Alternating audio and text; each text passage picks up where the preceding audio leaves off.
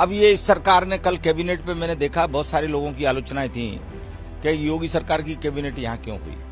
लोगों को मालूम ही नहीं है कि माननीय मुख्यमंत्री जो है हर श्रद्धालु के लिए बहुत चिंतित हैं। तो अर्जी वाले हनुमान जो हैं वो लोगों की अर्जियां स्वीकार करते हैं। हनुमान जी और भक्तों के बीच में किसी का कोई रोल नहीं होता। हरि व्यापक सर्वत्र समाना, प्रेम ते प्रकट होई जे जाना। प्रयागराज में दिव्य भव्य महाकुंभ का आयोजन हुआ। इस महाकुंभ में एक से बढ़कर एक दिव्य बाबा पहुंच रहे हैं। यहाँ पहुंच रहे हर बाबाओं को एक से एक सिद्धि प्राप्त है। एक बाबा जो प्रयागराज महाकुंभ में सबसे ज्यादा चर्चा का विषय बने हुए हैं वो हैं स्वामी प्रेमानंद पुरी। स्वामी प्रेमानंद पुरी निरंजनी अखाड़े के महामंडलेश्वर हैं। आपको बता दें वो अर्जी वाले हनुमान जी को लेकर चर्चा का विषय बने हुए हैं। मध्य प्रदेश में एक ऐसा दरबार है जिसके बारे में मान्यता है कि यहाँ लगाई हुई कोई भी अर्जी खाली नहीं जाती है, सभी मांगे पूरी हो जाती हैं।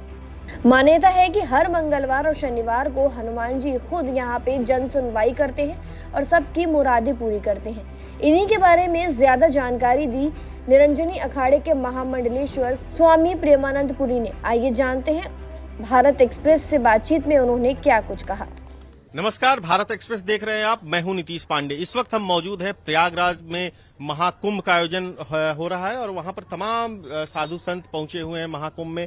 और अक्सर आप टीवी और सोशल मीडिया पर देखते होंगे बाबा बागेश्वर धाम को, उनके पास बहुत सारे भक्त जाते हैं और अपनी पर्ची लगाते हैं, अर्जी मांगते हैं, उनसे अपनी समस्याओं को कहते हैं और उनकी वो पूरी होती है। इसी बीच हमें उज्जैन के रहने वाले एक महात्मा जी मिले हैं, प्रेमानंद जी मिले हैं, और यह एक दावा है कि ये अर्जी वाले हनुमान जी का एक मंदिर है उज्जैन में, जो 81 फीट का मंदिर भी बनाया जा रहा है। और हनुमान जी के पास जो भी अर्जी लगाया जाता है वो अर्जी पूरी होती है। और ये प्रयागराज में जो भी अर्जी लगाएगा ये अर्जी जाके उज्जैन में ही खुलेगा, वहां आश्रम में। बाबा जी, सबसे पहले तो मैं आपसे ये जानना चाहूंगा कि आप प्रयागराज आए हैं, पहले आप लोग की सुख सुविधा पहले के कुंभ में और इस कुंभ में आप किस तरीके का अंतर देख रहे हैं? देखिए, जहां तक सुविधाओं की बात है तो ये कुंभ पहले जो है स्वच्छ कुंभ था, फिर भव्य कुंभ हुआ और अब ये कुंभ हो गया है दिव्य कुंभ। तो दिव्य कुंभ की जो श्रेणी में आया है, जो नाम मिला है दिव्य कुंभ, तो ये ऐसे ही नहीं मिल जाता। जहां हम 13 के कुंभ की बात करें तो 13 के कुंभ में तो मौनी अमावस्या के दिन नलों में पानी सूख गया था। मैंने तो उस समय ये भी कहा था कि उस समय विधर्मी एक चीफ सेक्रेटरी था जावेद उस्मानी, उसने जानबूझ के ये सब हरकतें की थी। तो मौनी अमावस्या के दिन लोगों की, दूसरी बात, इतनी व्यवस्थाएं गलत थी कि कई लोगों की जानें चली गई। एक बहुत बड़ा हादसा भी हो गया, रेल हादसा प्लेटफॉर्म पे। तो बहुत बड़ी दुर्घटना थी वो। जब इतना बड़ा क्राउड आ रहा है तो आपको क्राउड को मैनेजमेंट करने का काम पहले करना चाहिए। क्राउड को कैसे घुमाना है, कौन सी तरफ से। अब ये इस सरकार ने कल कैबिनेट पे मैंने देखा बहुत सारे लोगों की आलोचनाएं थी कि योगी सरकार की कैबिनेट यहाँ क्यों हुई। लोगों को मालूम ही नहीं है कि माननीय मुख्यमंत्री जो है हर श्रद्धालु के लिए बहुत चिंतित हैं।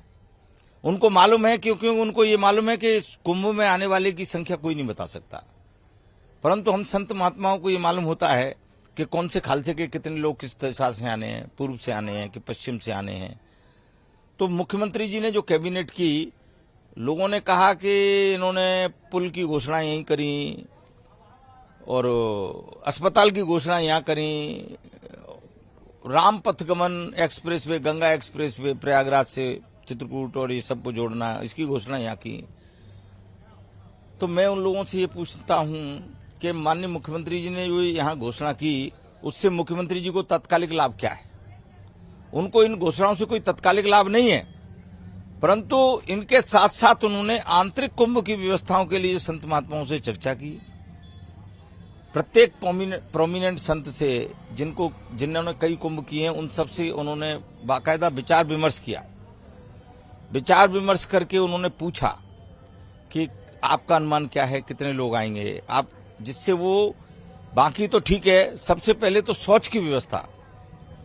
अब वो पहले से अगर जानकारी ना हो तो वो शौच बना दें अरेल में, और रेल से आने वाले लोगों की संख्या कम हो, लोअर संगम मार्ग से ज्यादा हो, तो ये जानकारी उनको कैसे मिलेगी? अच्छा, जो अधिकारी हैं उनमें एक ही अधिकारी पुराने हैं, बाकी सब नए हैं, और वो भी अधिकारी अर्ध कुंभ में थे, कोई पूर्ण कुंभ में नहीं थे। तो इन सब व्यवस्थाओं के लिए कि मौनी अमावस का स्नान एक बहुत बड़ा पर्व है और एक बहुत बड़ा चैलेंज है, उसको कैसे संपन्न किया जाए, इन व्यवस्थाओं के लिए पूरी कैबिनेट यहां आई कि जिससे फाइलों में समय बर्बाद ना हो। यहीं का यहीं सैंक्शन अथॉरिटी, यहीं की यहीं उस वर्क ऑर्डर की अथॉरिटी और उसको क्रियान्वयन करने की अथॉरिटी, तीनों यहीं थी। जिस योगी सरकार जो है लगातार साधु संतों के लिए काम कर रही है, कुंभ के लिए काम कर रही है, और अलग अलग देशों से श्रद्धालु आ रहे हैं, न सिर्फ भारत से। अब अर्जी वाले जो हनुमान जी हैं, इनके बारे में जानते हैं, क्या है अर्जी वाले हनुमान जी की पूरी कहानी? इस समय भारत एक्सप्रेस के जो संवाददाता हैं वो अर्जी वाले हनुमान उज्जैन 81 फीट के कैंप में ही बैठे हैं और वहीं से मेरी वाणी आप लोगों तक पहुंच रही है। तो अर्जी वाले हनुमान जो हैं वो लोगों की अर्जियां स्वीकार करते हैं। हनुमान जी और भक्तों के बीच में किसी का कोई रोल नहीं होता। यहाँ ऐसा कोई बात नहीं है कि कोई मुझे अर्जी लगाए, मुझे दे, फिर मैं हनुमान जी को लगाऊं। यहाँ सीधे हनुमान जी को ही आपको अर्जी लगाना है और आपकी अर्जियों को कोई पढ़ता नहीं है। वैसी की वैसी अर्जियां प्रतिदिन हमारे यहाँ 15-17 हजार अर्जी लग जाती हैं। सुबह हम बॉक्स को खाली करके अर्जियों को उज्जैन भेज देते हैं, रात तक ये बॉक्स भर जाते हैं, फिर हम इनको दूसरे दिन फिर रवाना करते हैं और वहां पंडित जी शास्त्रोक्त विधि से विशिष्ट मंत्रों से हनुमान जी को अर्जी लगाते हैं। और अर्जी कैसे पूरी होती है इसकी जानकारी भी हनुमान जी देते हैं कि हनुमान जी जब उनकी अर्जी पूरी करते हैं तब वो भक्त हमको फोन करते हैं कि महाराज जी हमारी अर्जी पूरी हो गई। कोई भंडारा करता है, कोई मंदिर निर्माण करता है, कोई अन्य प्रकल्प जो चल रहे हैं उसमें काम करता है। इस तरह ये हनुमान जी ही बताते हैं अर्जी कैसे पूरी होती है और वो ही करते हैं। हम तो सिर्फ लोगों को एक मार्गदर्शन दे देते हैं कि आप आए हैं, आपका स्वागत है, आप हनुमान जी को अर्जी लगाइए। महाराज जी, एक सवाल और है कि हनुमान जी के तमाम मंदिर हैं, अर्जी वाले हनुमान जी और बाकी मंदिरों में क्या अंतर है? देखिए, हरि व्यापक सर्वत्र समाना, प्रेम ते प्रकट होई जे जाना। भगवान कड़कड़ में है इस भारत भूमि में, इसलिए अपनी अपनी श्रद्धा और अपना अपना विषय है। सब्जियां सब एक हैं और उस सब्जी को रोटी से ही खाया जाता है। आलू भी वही है, गोभी भी वही है, मटर भी वही है, सब सब्जी हैं। तो भगवान सब एक हैं, भगवान में कोई भेद नहीं है, अपनी अपनी आस्था और श्रद्धा का विषय है। तो एक कोई भगत आलू खाता है, कोई मेथी खाता है। ऐसे ही हमारे 84 करोड़ देवी देवताओं में कोई राम का उपासक है, कोई हनुमान का उपासक है, कोई कृष्ण का उपासक है। तो अपने अपनी मान्यताओं के अनुसार, अपने अपने स्वभाव के अनुसार, अपनी अपनी भावना के अनुसार लोग देवताओं को भजते हैं। तो इसलिए मैं नहीं समझता कि आपके हनुमान में और अर्जी वाले हनुमान में कोई अंतर है। हनुमान सब एक हैं। अर्जी लगाने का वहां विधान है, कहीं नहीं है, कहीं पूजा का विधान है, कहीं लेटे हनुमान में हनुमान जी लेटे हुए हैं। अब यूं तो प्रयागराज में दुनिया भर के मंदिर हैं हनुमान जी के, पर कोई भी वीआईपी आता है लेटे हनुमान क्यों जाता है? ऐसा नहीं है कि उन हनुमान जियों में ताकत नहीं है, ये शक्ति नहीं है। हनुमान तो सब जगह एक है, परंतु श्रद्धालुओं की श्रद्धा का विषय है। उनको लगता है कि लेटे हनुमान के दर्शन करने से हमारी अर्जी जल्दी पूरी होगी, अर्जी वाले हनुमान पे अर्जी लगाने से हमारी अर्जी पूरी जल्दी होगी, तो इसी कारण लोग आते हैं। अच्छा, एक सवाल कि मान लीजिए जो महाकुंभ ये वीडियो देख रहा है वो महाकुंभ में अपनी अर्जी नहीं लगा पाता है, तो फिर उज्जैन कैसे पहुंचेगा, कैसे आपसे संपर्क करेगा और अपनी अर्जी लगाएगा? देखिए, ये अर्जी वाले हनुमान का प्रोमो लगातार आस्था चैनल पे भी चल रहा है, आप वहां से भी नंबर नोट कर सकते हैं। और उज्जैन कैंप के संपर्क करके भी आप अर्जी वाले हनुमान का नंबर ले सकते हैं। गूगल पे भी आप अर्जी वाले हनुमान को डाल के उनका नंबर ले सकते हैं।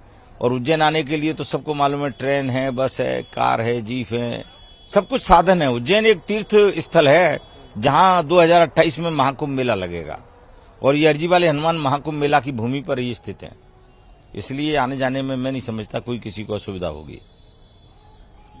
आखिरी सवाल जानना चाहूंगा कि आप खुद जो है लगातार पूजा पाठ हनुमान जी से संपर्क में रहते होंगे, आप भी अर्जियां हनुमान जी के पास लगाते होंगे, जो भी श्रद्धालु आपके पास आते हैं अपनी मनोकामना पूरी करने के लिए।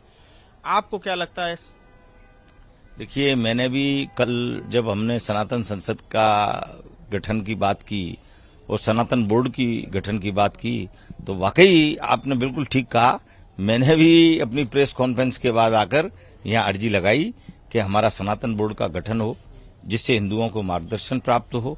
और हे अर्जी वाले, हर सनातनी का कल्याण करना, सर्वे भवन्तु सुखिना सर्वे सन्तु निरामया, इस कामना से मैंने भी अर्जी लगाई। और मैं भारत एक्सप्रेस को बहुत धन्यवाद देता हूं। महामंडलेश्वर स्वामी प्रेमानंदपुरी, अर्जी वाले हनुमान, 81 फीट, प्रयागराज, काली सड़क, सेक्टर 20, हर हर महादेव। हर हर महादेव। ये अर्जी वाले हनुमान जी के जो स्वामी प्रेमानंद जी थे, उनका साफ तौर से कहना है कि जो भी हनुमान जी के इस मंदिर में आता है और अपनी अर्जी लगाता है, तो वो अर्जी सीधे हनुमान जी उसकी पूरी करते हैं। कैमरा पर्सन धर्मेंद्र के साथ नीतीश पांडे, भारत एक्सप्रेस, प्रयागराज कुंभ।